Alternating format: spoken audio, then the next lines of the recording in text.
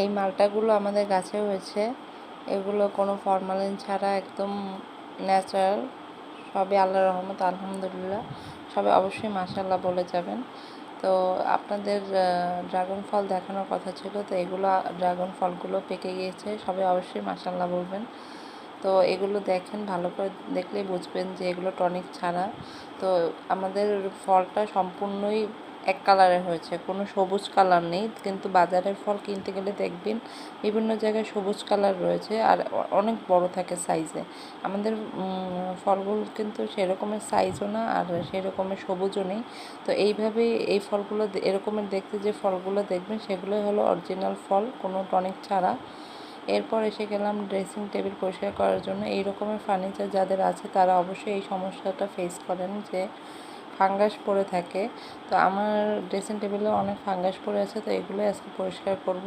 তো প্রথমে জিনিসপত্রগুলো নামিয়ে নিলাম, এরপর একটা পরিষ্কার কাপড় নিয়ে সেটা দিয়ে ভালোভাবে সম্পূর্ণ ড্রেসিং টেবিলটা মুছে নেব।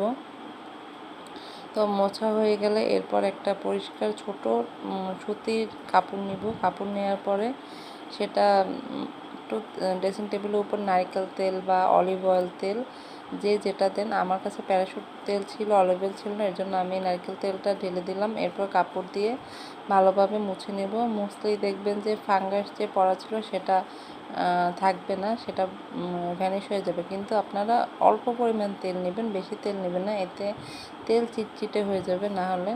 তো এইভাবে করেই আমি সম্পূর্ণ ড্রেসিং টেবিলটা মুছে নেব। তো এতে আর ফাঙ্গাসে এটা থাকবে না। তো মোছার পরে আপনাদেরকে দেখাচ্ছি।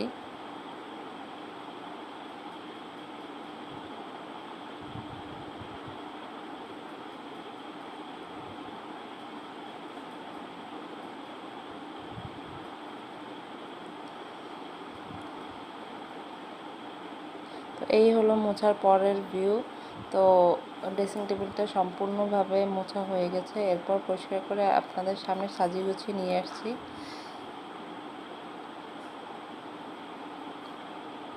এই তো আমার ভিডিও যদি আপনাদের ভালো লেগে থাকে অবশ্যই লাইক, কমেন্ট আর সাবস্ক্রাইব করবেন, আমার পাশে থাকবেন।